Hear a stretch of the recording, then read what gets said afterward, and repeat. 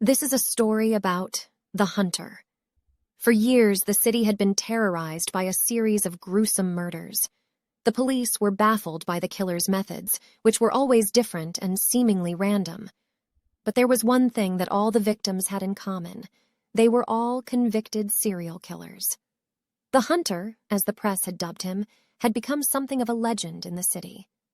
Some people whispered that he was a vigilante, others that he was a supernatural being. But no one knew for sure who he was or why he was killing other killers. Detective Sarah Rodriguez had been on the case for months, but she had little to show for it. The hunter was always one step ahead of her, leaving no evidence behind and always managing to slip away. One night, as she was working late in her office, she received a call from an anonymous informant. The voice on the other end of the line told her that he knew where the hunter was hiding. Without hesitation, Sarah grabbed her gun and rushed to the abandoned warehouse where the informant had told her the hunter was waiting.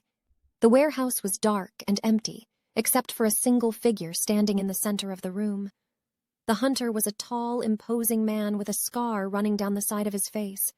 He was holding a large hunting knife in one hand and a revolver in the other. Sarah approached cautiously, keeping her gun trained on the killer. "Put down the weapons and surrender," she said firmly. The hunter just laughed. "You really think you can stop me, detective? I've been hunting killers like you for years."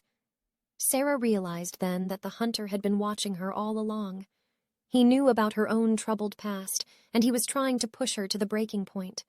But Sarah was determined not to let him win. She took a deep breath and raised her gun. "You leave me no choice," she said, and fired. The hunter fell to the ground, his weapons clattering to the floor. Sarah rushed over to check on him, but it was too late. The hunter was dead. As she looked down at the lifeless body of the killer, Sarah felt a strange mix of emotions. Part of her was relieved that the hunter would no longer be able to terrorize the city. But another part of her felt a strange sense of admiration for the killer's twisted sense of justice. In the end, Sarah realized that the hunter had been a monster, just like the killers he had hunted.